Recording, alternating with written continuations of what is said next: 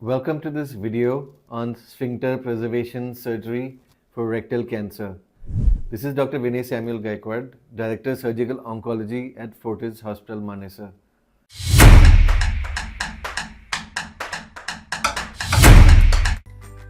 Rectal cancer is on the rise even in India and especially in younger patients.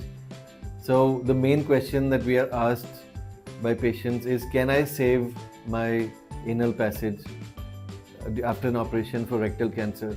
And that is a very important aspect of treating rectal cancer, because nobody wants to be a passing motion through a stoma bag which is attached to the abdominal wall, and therefore we in our department strive to ensure that as many patients as possible can preserve their anal passage, and that is what we specialize in.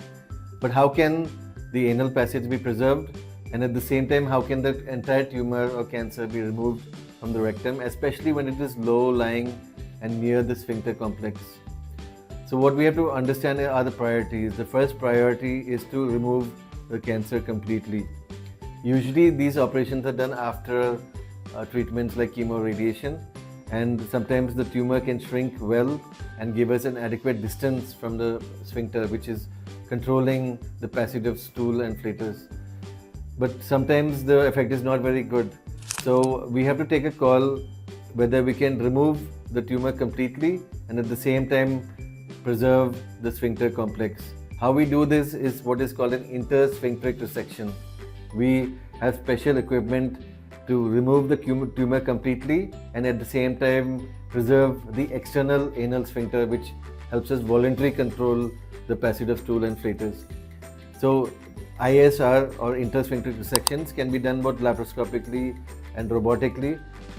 We can preserve all the nerves to ensure better continence of urine as well as stool, and as well as preserve sexual function.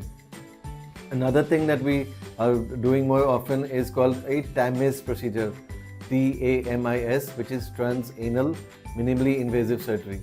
This is done for very early tumors, just first stage rectal tumors, and the entire surgery can be done through the anal passage without any abdominal incisions, and the entire tumor can be removed and the defect which is created can be repaired through laparoscopic instruments without any stoma, without any external cuts on the patient.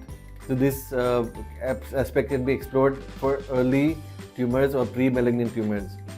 So the basic concept that I'm trying to portray in this video is that not always do you need to have a permanent stoma for even low rectal tumors which are, let's say, 1 or 2 centimeters above the sphincter complex, and you can have a temporary stoma which can be closed later after we ensured that the tumor has been completely controlled and cured, or else we can undergo a TAMIS procedure, and there are various other procedures that can be offered to patients in order to preserve the sphincter complex.